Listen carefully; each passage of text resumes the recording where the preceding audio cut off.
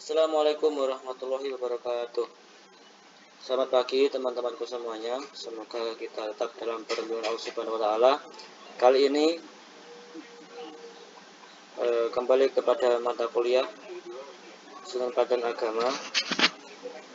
Di sini kami Bimanyu dan Mbak Wafa akan mempresentasikan materi tentang susunan hierarki dan organisasi di pelajaran agama. Sebagai intro, kami akan membahas bagaimana peraturan perundang-undangan. Yang pertama, Undang-Undang Nomor 3 Tahun 2006 tentang perubahan atas Undang-Undang Nomor 7 Tahun 1989.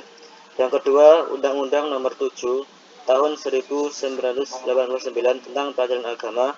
Yang nomor 3, Undang-Undang Nomor 4 Tahun 2004 tentang kekuasaan kehakiman. Kemudian nomor 5 untuk Undang-Undang Nomor 5 Tahun 2004 tentang kekuasaan kehakiman tentang perubahan atas Undang-Undang Nomor 14 Tahun 1989.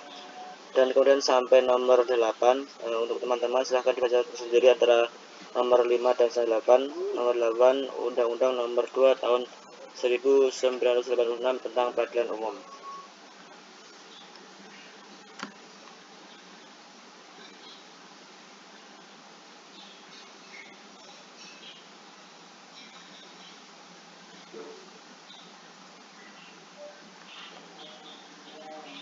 Kemudian sebelum memasuki pembahasan mengenai susunan hierarki peradilan agama, apa toh peradilan agama itu? Peradilan agama adalah salah satu pelaku kekuasaan kehakiman bagi rakyat pencari keadilan yang beragama Islam mengenai perkara tertentu. Apa perkara tertentu itu? Yaitu yang pertama ada perkawinan, waris, wasiat, hibah, wakaf, zakat, infak, sedekah, dan ekonomi syariah. Susunan hierarki peradilan agama. Susunan hierarki agama adalah sebagai salah satu pelaku kekuasaan kehakiman. Diatur pada pasal 24 ayat 2 Undang-Undang Negara Republik Indonesia tahun 1945 dan pasal 6 Undang-Undang Nomor 7 tahun 1989.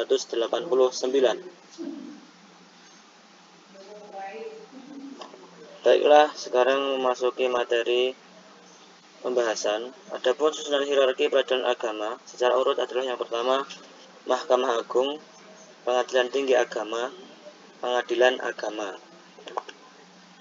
Kemudian mengenai kekuasaan kehakiman, kekuasaan kehakiman di peradilan agama secara ke bawah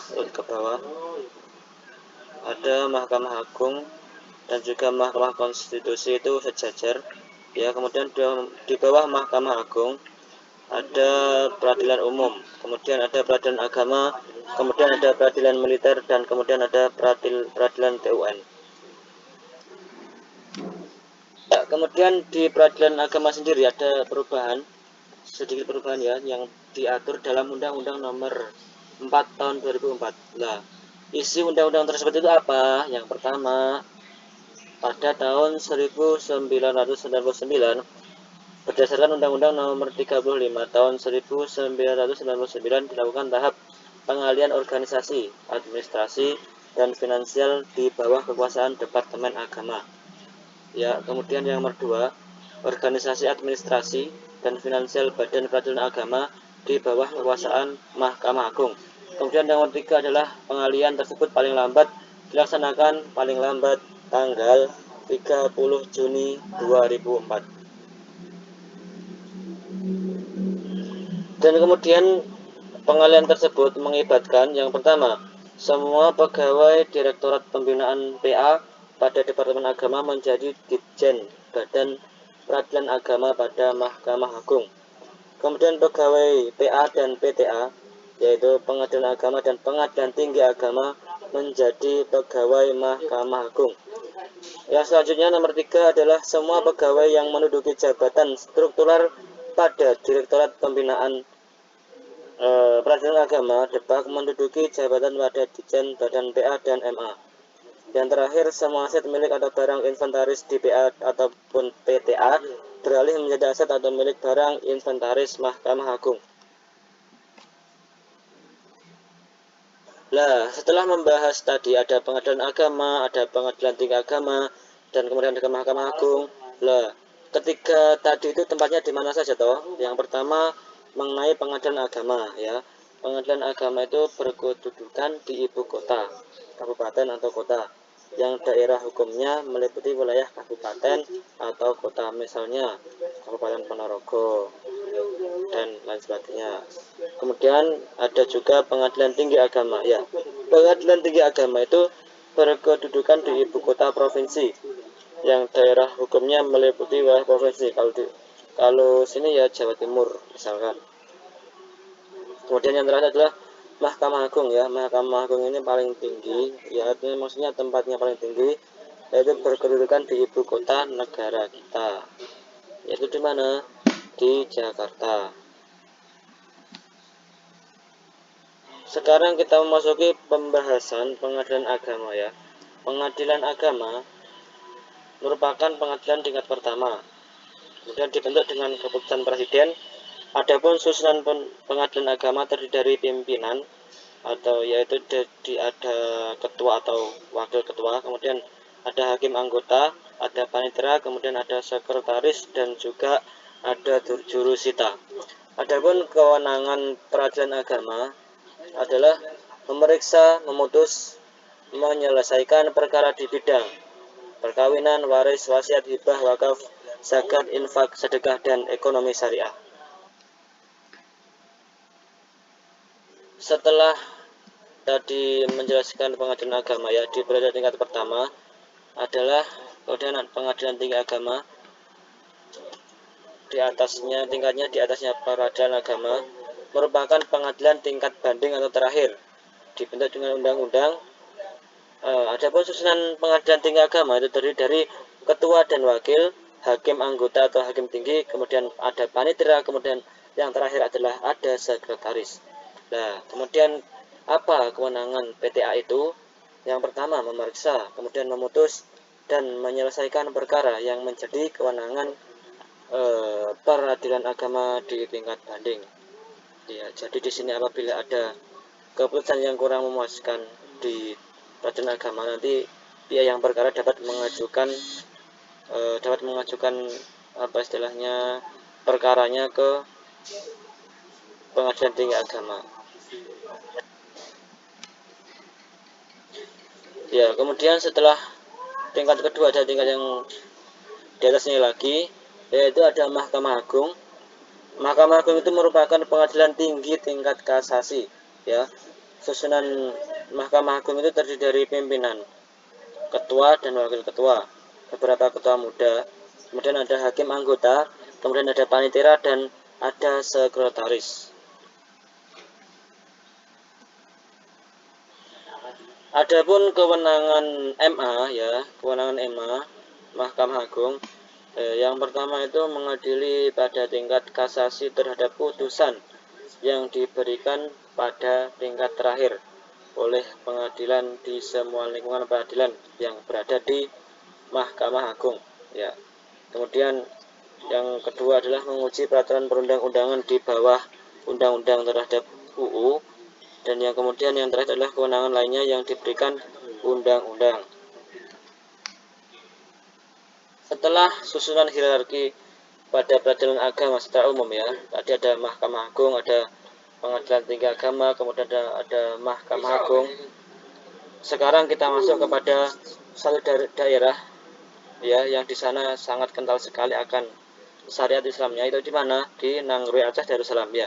Di sana ada susunan hierarki peradilan syariah Islam yang ada di Nangrui, Aceh, Darussalam ya. Yang pertama ada Mahkamah Agung, kemudian ada Mahkamah Syariah Provinsi, kemudian ada Mahkamah Syariah Sagui, atau di sana itu disebut kabupaten ya. Kemudian ada kota kalau di sana itu disebut dengan banda.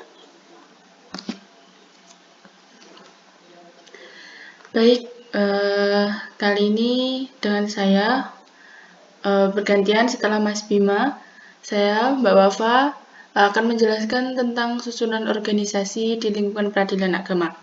Nah, yang tadi itu ada susunan hierarki dan yang sekarang ada susunan organisasi. Apa sih bedanya? Nah, yang susunan hierarki tadi itu kan lebih umum ke susunan hierarki peradilannya. Ada peradilan agama, ada peradilan tinggi agama, ada MA. Nah, sedangkan yang di sini ini sudah mengerucut kepada peradilan agama. Susunan organisasinya di lingkungan peradilan agama. Oke, yang pertama, aparatur di pengadilan agama itu ada 5, yaitu ketua pengadilan, hakim, panitera, sekretaris, dan juga jurusita.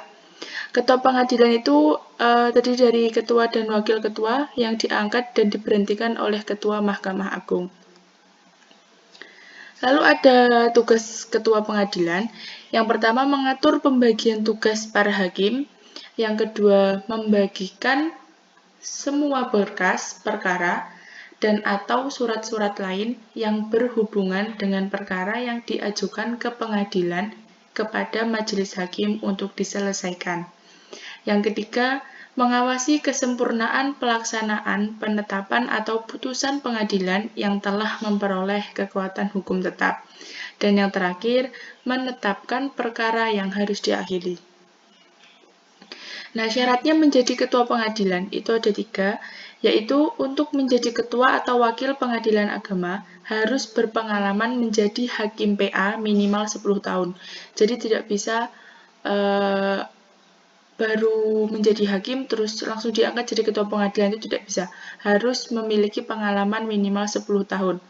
Nah, yang kedua, untuk menjadi wakil ketua pengadilan tinggi agama harus berpengalaman menjadi hakim pengadilan tinggi agama minimal 4 tahun atau 2 tahun apabila pernah menjabat menjadi ketua PA. Lalu yang terakhir, untuk menjadi ketua pengadilan tinggi agama harus berpengalaman menjadi hakim peradilan tinggi agama minimal 5 tahun apabila pernah menjabat ketua pengadilan agama. Alur menjadi ketua pengadilan agama. Nah, ini. Yang pertama, hakim minimal nih pengalamannya harus 10 tahun.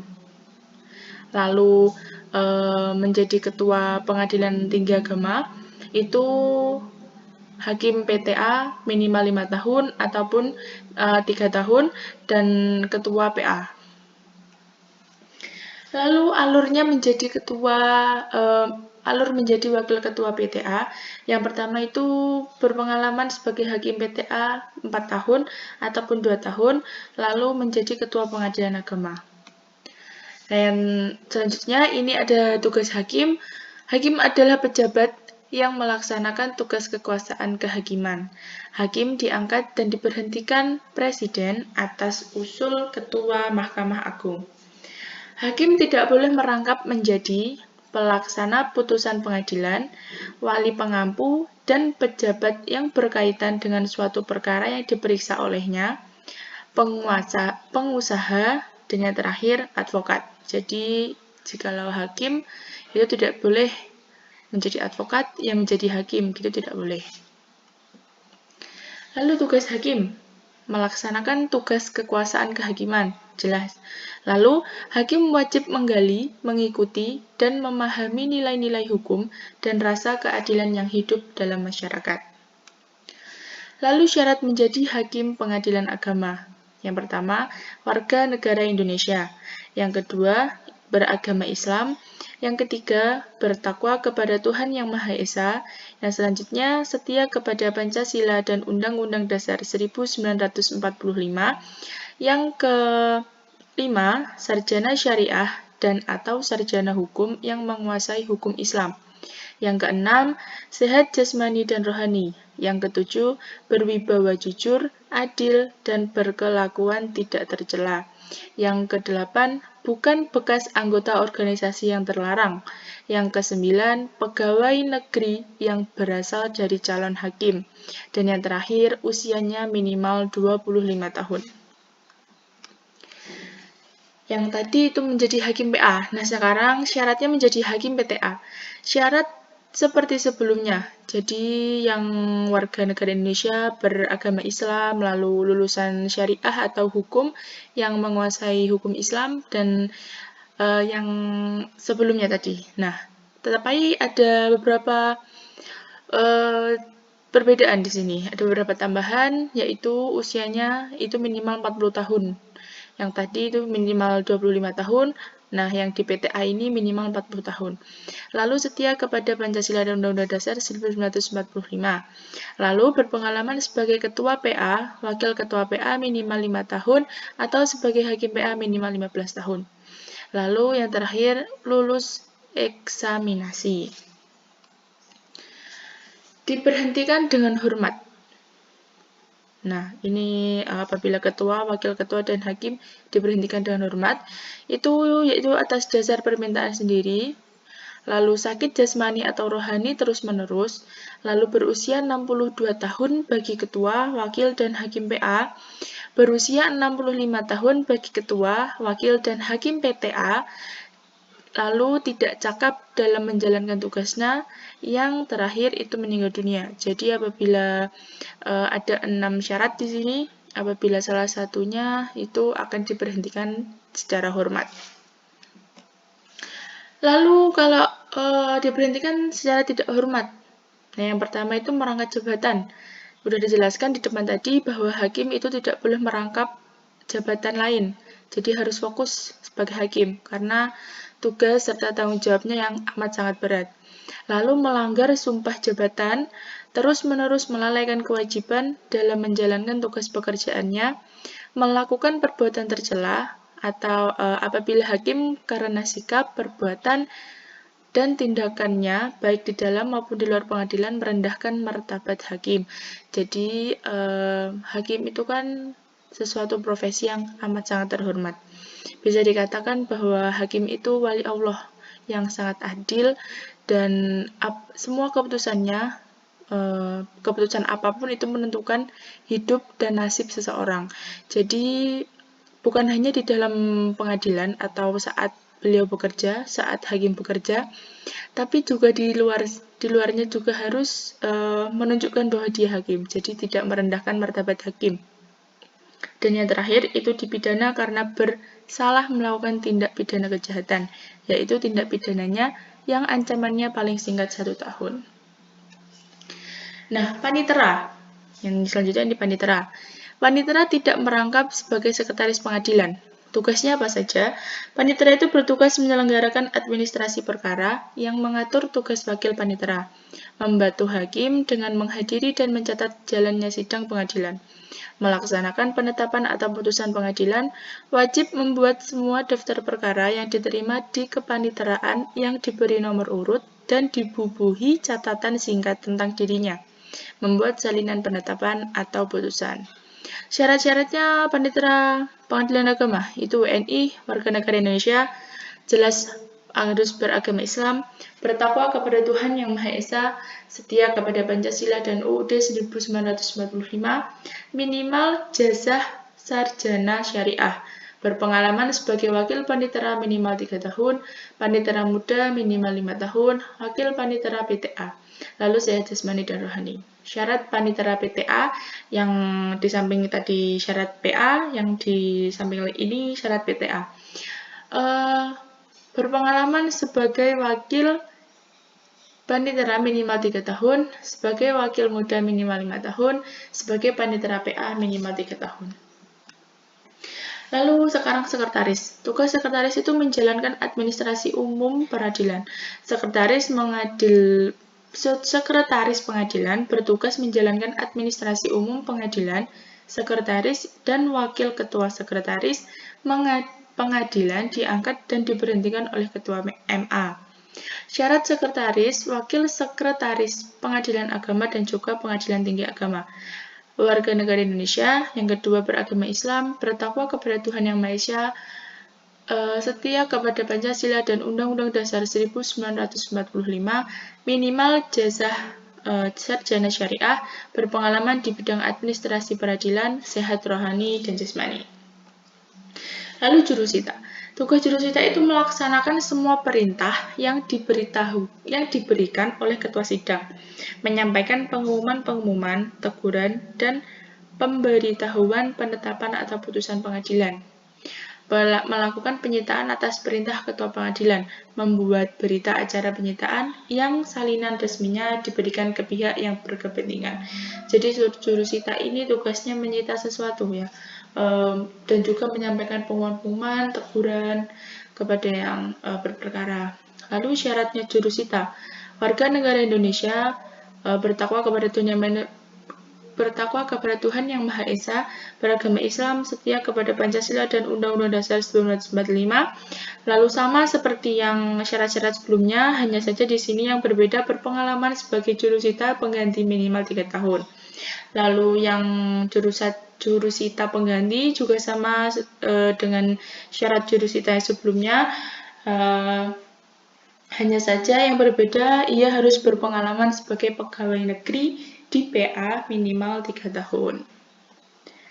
Oke, itu yang dapat kelompok kami sampaikan, kelompok 4 yang beranggotakan Bimanyu dan Wafa Suciningrum.